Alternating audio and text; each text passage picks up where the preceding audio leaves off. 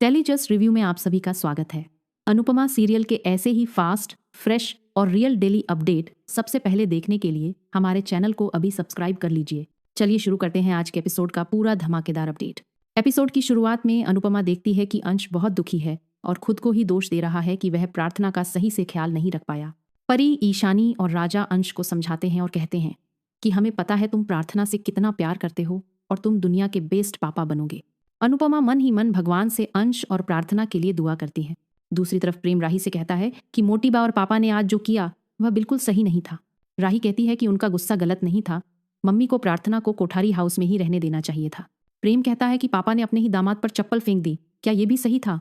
राही कहती है कि शाह हाउस में सब अपने अपने कामों में बिजी रहते हैं, वहां प्रार्थना को देखने वाला कोई नहीं है। प्रेम गुस्से में कहता है कि तुम लोगों ने प्रेगनेंसी को बीमारी बना दिया है।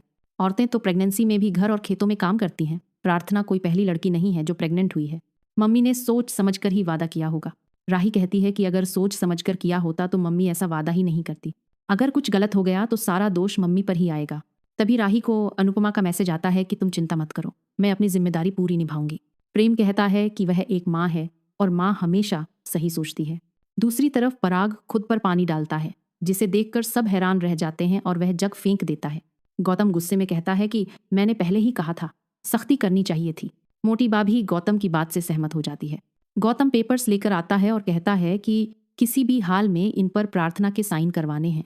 माही भी गौतम का साथ देती है और कहती है कि बच्चे का पिता होने के नाते फैसला लेने का हक गौतम को है।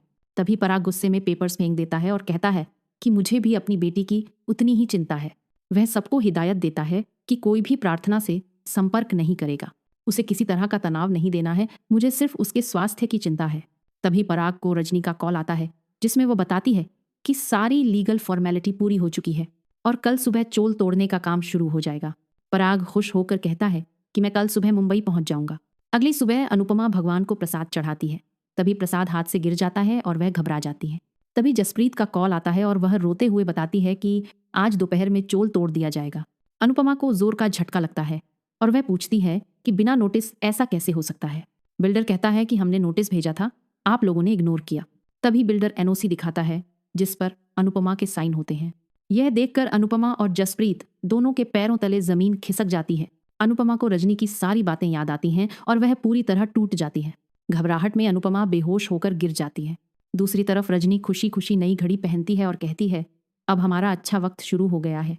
शाह हाउस में सभी लोग अनुपमा को होश में लाते हैं और जब वह बताती है कि आज चोल टूटने वाला है तो सब हैरान रह जाते हैं।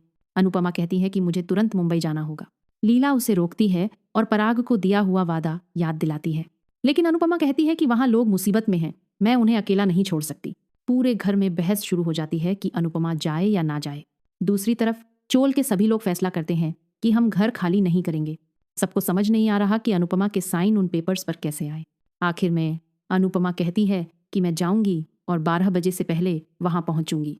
वह घड़ी की तरफ देखती है और उसकी बेचैनी साफ नजर आती है। इसी के साथ आज का एपिसोड खत्म हो जाता है।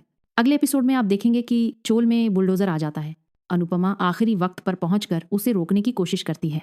तभी रजनी और पराग साथ में वहां आते हैं और सब चौंक जाते हैं। तो दोस्तों, आपको आज का एपिसोड कैसा लगा कमेंट में जरूर बताइए। ऐसे ही लेटेस्ट और सबसे तेज अपडेट पाने के लिए वीडियो को लाइक करें और चैनल टेली जस्ट रिव्यू को सब्सक्राइब जरूर करें।